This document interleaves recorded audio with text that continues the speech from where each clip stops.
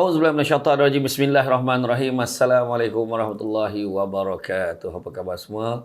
Anda seperti biasa bersama dengan saya Syamsul Bat dalam program Jom Borak Poso. Mari kita berbicara isu-isu yang bermanfaat dan usahlah kita berbicara soal yang sia-sia. Jadi tuan-tuan dan puan, kita masih lagi berada di dalam bulan Ramadan Al-Mubarak dan hari ini topik yang akan kita bincangkan adalah berkaitan dengan isu-isu Ramadan. Seperti biasa, saya tidak bersendirian. Saya bersama dengan tetamu istimewa iaitu Al-Fadil Ustaz Rahim Azhari, yang mana Ustaz Rahim ni dikenali dengan perkongsian, sharing tentang solat dengan cara yang betul dan sebelum ikut cara Nabi. Jadi hari ini saya bawakan secara live untuk anda semua tengok bersama dengan saya dalam sesi bual bicara santai kita pada ini. Jom Borak Poso. Apa khabar Ustaz? Alhamdulillah, sihat Ustaz. Lapar ni Ustaz. Akhirnya dapat kita berbicara, mudah-mudahan ada manfaatnya. Amin, insyaAllah. Jadi dalam memulakan, seperti biasa, isu yang biasa diulang-ulang oleh masyarakat kita ni berkaitan dengan isu niat. Kan? Yang mana kita tengok berkaitan isu niat ni selalu timbul setiap kali bulan Ramadan. Ada yang kata kita perlu niat juga setiap hari. Ada juga kata boleh je sekali terus niat untuk sebulan.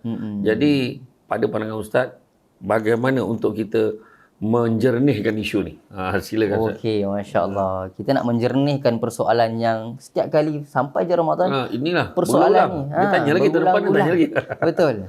Okey, first of all kita kena faham. Bila kita sebut saja ibadah puasa dalam bulan Ramadan, dia adalah ibadah yang dalam kategori ibadatun mustaqillatun. Ibadah yang berasingan. Setiap hari itu berasingan. Dia dipisahkan dengan buka puasa. Ya, betul. Lepas tu kita sahur, lepas tu puasa balik. So dia berasingan. Ibadatul mustaqillatun. Ya, betul. Ibadah yang berasingan. Jadi, bila kita sebut macam tu, dalam mazhab Syafi'i, mazhab Hambali, mazhab Hanafi, wajib untuk kita niat setiap hari.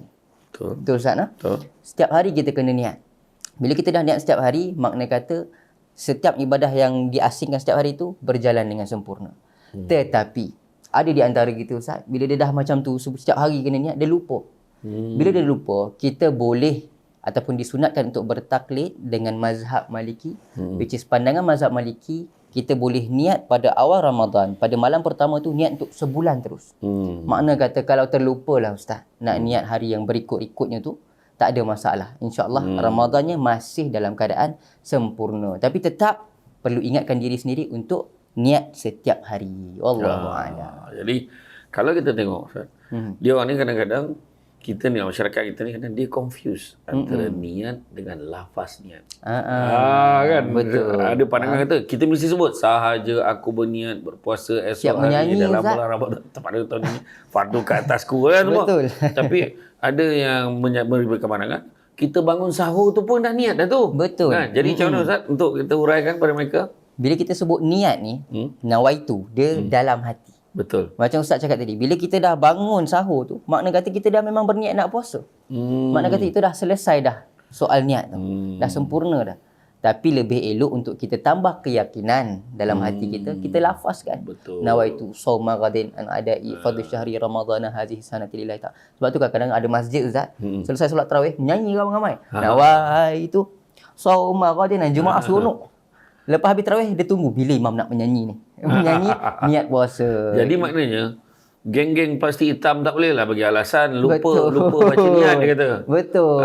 Jadi sebab kalau kita dah ni, macam malam tu kadang ada yang cakap, ada pandangan kata waktu kita tarawih tu, semayang tu malam tu pun, dia cakap besok nak puasa ni, dia tahu lagi. Kadang-kadang dia dah sebut dah dia nak puasa itu pun, ada pandangan kata itu juga merupakan satu bentuk niat. Cuma, kata Ustaz tadi, kita nak tambah keyakinan. Kan? Jadi Ustaz, yang soalan yang kedua ni Ustaz. Ya, Ustaz. Soalan seterusnya. Ada yang berbalah berkaitan isu bilangan rakaat tarawih. I see. Okey. Jadi Ustaz asal mana Ustaz? Saya asal lahir di Selangor. Selangor. Saya membesar di Brunei kejap. Okey. Dan seterusnya saya memang menetap di Shah Alam. Okey. Kalau kita tengok Ustaz di kebanyakan di negara kita Malaysia ni, ada yang buat 8, ada yang buat 20. Tapi di Negeri Sembilan ada buat 10. I see. Ada yang 8-3, ada yang 23, di Negeri Sembilan ada yang buat 10-3. Yang mana setiap antara selesai tarawih nak masuk witir itu, dia akan dia setiap selesai bagi salam, dia akan selang-selikan dengan istighfar. Masya-Allah. Jadi sekarang ni jadi orang katanya sebenarnya adakah yang mana yang baik? Adakah 8, adakah 20, adakah 10? Jadi Ustaz Abu Ustaz, nampaknya excited semua nak dengar ni jawapan ni. Jadi hangat kita ni. jangan ke mana-mana, kita rehat dulu. Kita jumpa lagi selepas ini.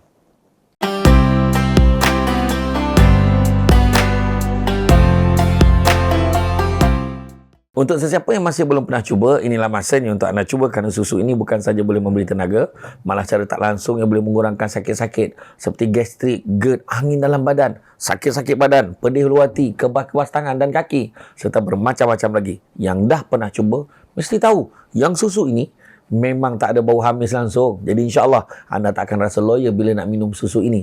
Rasa yang sedap dan tak terlalu manis, sesuai juga untuk mereka yang ada kencing manis dan darah tinggi. Ibu mengandung, ibu menyusu dan kanak-kanak pun boleh minum susu ni tahu. Sekotak harganya RM45 saja untuk semenanjung Malaysia dan RM50 untuk Sabah dan Sarawak bagi perisa asli. Manakala bagi perisa yang baru, sekotak hanya RM50 untuk semenanjung Malaysia dan RM55 untuk Sabah dan Sarawak.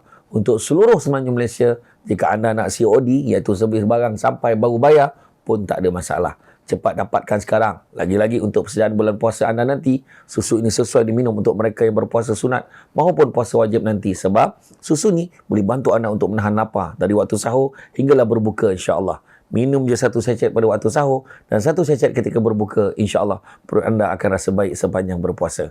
Dapatkan sekarang, terus sahaja tekan link yang tersedia untuk dapatkan susu ini sementara stok masih ada.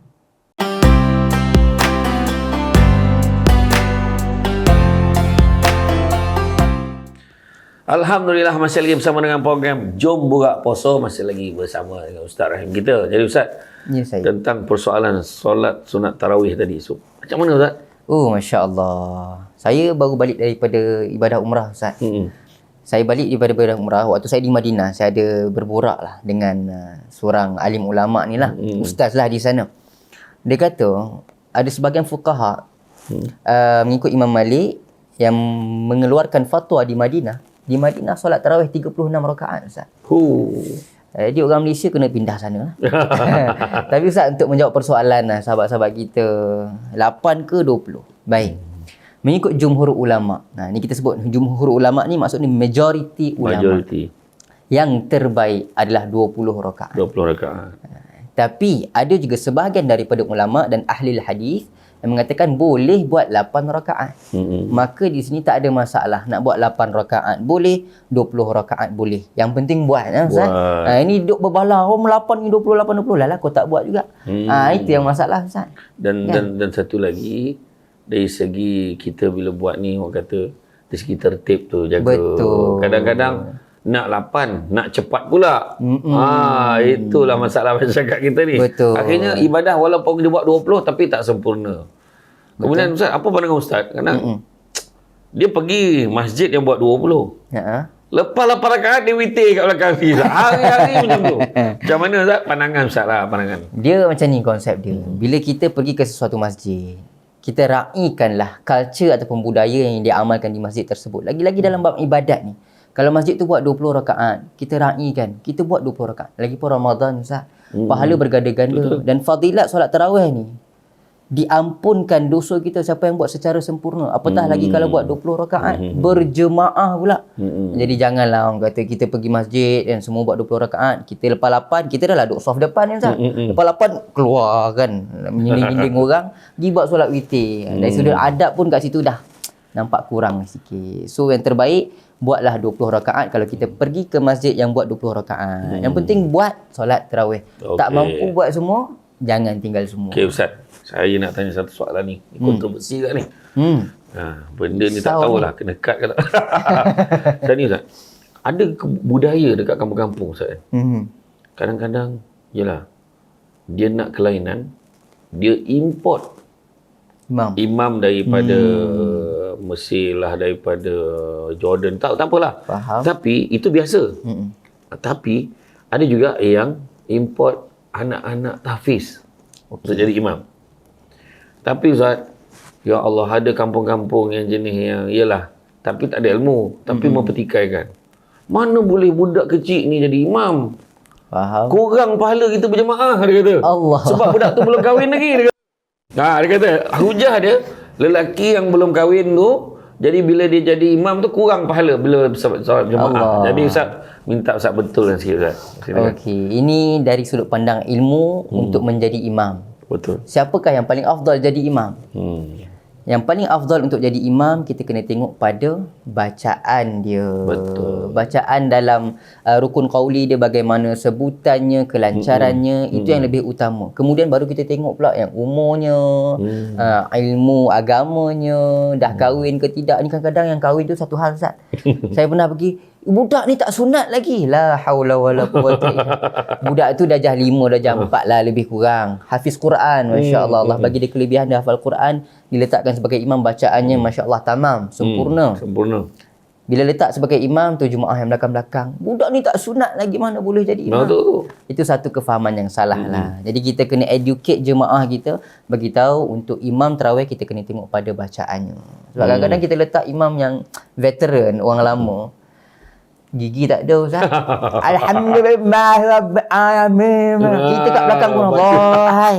Jam, Ustaz. Betul. Itulah kena bagi jelas, insya-Allah. Jadi makna kata jangan kita petikaikan benda-benda yang kadang-kadang tak ada kaitan pun. Betul. Ya, jadi bukan apa bila kita petikai dan kita agak vokal, orang semua dengar, menampakkan tak berilmunya kita. Betul, Jadi Ustaz. alhamdulillah saya baik hari ni Ustaz Rahim dah mencerahkan untuk kita.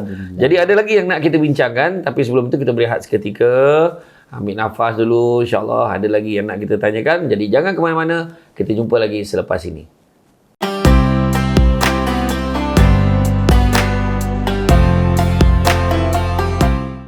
Pernah rasa bila lambat makan je tangan menggigil, pedih luar hati, selalu senawa dan sesak nafas, susah nak tidur dan kerap terjaga malam? Banyak angin dalam badan? Kalau dah ada tanda-tanda ni, jangan tunggu. Kalian semua kena cepat-cepat cari jalan penyelesaian sebelum sakit-sakit ni melarat. Ni dia, susu yang mungkin boleh jadi jalan penyelesaian untuk anda semua berikhtiar, iaitu susu kambing Al-Amr. Sebab apa? Sebab susu ini boleh bantu kurangkan sakit-sakit tadi itu, kerana semua yang saya sebut tadi itu sebenarnya adalah antara simptom yang boleh membawa kepada sakit gastrik yang lebih teruk. Selain daripada gastrik, GERD, pedih luar hati, sakit-sakit lutut, sendi pun boleh berkurangan kalau anda semua konsisten minum susu ini 1 atau 2 sachet setiap hari, insya-Allah. Sekotak susu ini ada 20 sachet. Harga RM45 sahaja sekotak untuk Semenanjung Malaysia, RM50 untuk Sabah dan Sarawak. Kalau minum 1 sachet sehari, sekotak ini boleh tahan nak dekat sebulan tau. Terus klik je link di bawah ini untuk dapatkan sekarang. Okey, Assalamualaikum warahmatullahi wabarakatuh.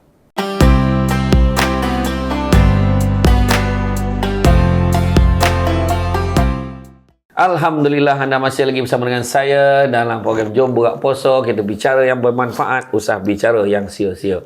Jadi untuk meneruskan soalan seterusnya Ustaz, apa yang dimaksud dengan perkara membatalkan puasa? Adakah dari segi makan minum sahaja ataupun mungkin boleh share perkara yang tak disedari oleh yang biasa kita lakukan ni? Bila kita sebut batal puasa ni, Ustaz, kita kena faham maksud batal puasa ni yang secara zahir adalah memasukkan sesuatu yang ain, yang zahir ke dalam rongga tubuh badan yang terbuka. Apa rongga tubuh badan terbuka? Mulut. Masuk sesuatu ke dalam mulut melebihi kerongkong, batal puasa secara sengaja. Hidung. Melepasi ni tulang ni, melepasi hidung ni, batal puasa. Telinga, gegendang telinga ni, itu maksimum lah tu. Masuk sesuatu melepasi gegendang telinga, batal puasa. Kemudian kemaluan, kubul dan dubur, itu pun batal puasa. Dengan sengaja? Dengan sengaja. Okay. Ada orang tanya, pusat macam mana? Sudah kita jangan nak jawab. Pusat. Tak pernah test pula. Bocor ke tidak? Kau nak masukkan macam mana, Ustaz? Pusat bukan rongga terbuka. Betul. Itu kena faham. Okey, itu benda yang jelas. Yang saya yakin semua dah faham lah maksud batal puasa yang rongga terbuka ni. Ada satu lagi, Ustaz, perbuatan kita yang kadang-kadang kita sedar benda tu, tapi dia bukan membatalkan puasa, dia membatalkan pahala puasa, seluruh pahala puasa. Apa dia? Ni mulut kita, jari kita. Dalam bulan Ramadan yang mulia ni, ada di antara kita kadang-kadang masih lagi membawa tabiat buruk, sebarluaskan fitnah, berkata yang keji di social media, lagi-lagi Ustaz, kan benda-benda yang viral, semua benda lah dia nak komen, semua benda lah dia nak sebarkan. Hati-hati, sebab kata Nabi SAW, sesiapa yang berkata keji sewaktu dia sedang berpuasa, maka Allah takkan terima pahala puasanya. Na'udzubillah. Jadi memang ada satu kisah yang dikongsikan bagaimana dua orang perempuan ni dia mengumpat Ustaz. Di zaman Nabi ni dia mengumpat beria cerita-cerita. Akhirnya dia jumpa dengan Nabi. Dia tanya dengan Nabi, "Ya Rasulullah, boleh tak kami nak minta izin kami nak berbuka?" Lah, kenapa pula? Punya haus dia sampai nak berbuka. Sudahnya Nabi kata, "Tak payahlah kamu minta izin kerana sungguhnya kamu dah berbuka dah pun. Allah. Kalau tak percaya, cuba kamu luahkan apa yang ada dalam mulut kamu. Bila dia luah tu, keluarlah daging busuk saudara yang diumpatkan tu." Macam itulah. Tunai Allah Ta'ala bagi masa tu. Waktu tu. Jadi itulah, hati-hati. Kadang dia orang ni kadang fikir aku tak cakap apa-apa, tapi dia tak perasan jari ni. Betul. Menaik ni. Kan? Yang ada ulama menisbahkan apa yang kita type itu adalah sebagai apa yang kita cakap. Apa kita ucapkan. Jadi akhir sekali Ustaz, nak tanya apa pandangan Ustaz jika terdapat mu'alaf yang baru sahaja memeluk Islam dan ini merupakan puasa pertama bagi mereka. Adakah mereka juga perlu puasa penuh seperti yang lain atau diberi kelonggaran pada mereka? Ini ada soalan yang ditanyakan. Menarik soalan ni Ustaz. Sebab betul dalam negara kita ni, masyarakat kita, ramai sebenarnya komuniti mu'alaf yang baru memeluk agama Islam. Jadi bila dia baru memeluk agama Islam, dia tak biasa. Dia tak biasa dengan ibadah puasa dalam bulan Ramadan. Baru je masuk Islam, 3 minggu lepas tu dah kena puasa straight sebulan. Ada jam lah cakap aku ni kena puasa tiba-tiba. So dalam Islam diberi kelonggaran kepada yang baru masuk Islam, dia boleh praktis dulu dalam bulan Ramadan tu, dia puasa separuh hari. Tetapi bila kita sebut macam ni, kewajipan ke atas dia untuk qada puasa tersebut tak hilang. Makna kata dia praktis Ramadan waktu tu, puasa separuh hari and then dia boleh makan. Selepas itu bila dia dah strong, dia dah firm dengan ibadah puasa ni, dia perlu wajib untuk dia gantikan balik, qada puasa tu balik. Sebab saya baru je berjumpa dengan Ustaz Farid Ravi Ustaz. So sembang dia, saya tanya dia macam mana Ustaz, waktu Ustaz baru masuk Islam, macam mana struggle Ustaz waktu awal-awal nak biasakan diri dengan ibadah apa semua. So dia kata Masya Allah, pertama memang perlukan praktis. Satu lagi, support daripada kawan-kawan, support daripada circle-circle orang yang bersama dengan dia, support daripada family. So kita sebagai masyarakat Islam, kita ada kawan kita yang baru masuk Islam, support mereka. Betul. Jangan terus, orang kata jangan syadid lah, jangan terus berkeras, kau kena puasa. Daripada sahur ni sampai maghrib kau kena puasa. Kalau tak memang kau bukan Islam, jangan. Bagi kelonggaran sedikit. Sebab Islam ni bukanlah agama yang menyusahkan. Betul. Tetapi betul lah apa kata Ustaz tadi, boleh tapi tidak menafikan kewajipan dia untuk mengqada balik, ganti balik puasa tu. Betul. Dan kalau pun lah dia tak larat Ustaz, dia hanya boleh setengah hari je. Jangan pula ingat tu tiket dia boleh makan depan orang ramai. Itulah tu. Dia order food panda pula Ustaz. Cheese naan. Aduh. Saya masa game training Ustaz Rahim kata boleh kan. Dia order dia babit kan. Jadi tuan-tuan dan puan-puan rahmati Allah sekalian, jadi nampaknya seronok betul kita bincang. InsyaAllah mudah-mudahan kita ada ruang lagi bersama dengan Ustaz Rahim di lain episod pula. Jadi apa pun, saya ucap terima kasih di atas sokongan anda. Teruskan menonton Jom Borak Poso. Tuan-tuan sekalian, berhenti kita bicarakan soal sia-sia, bicara soal yang bermanfaat saja. Jumpa lagi di masa akan datang. Assalamualaikum warahmatullahi wabarakatuh.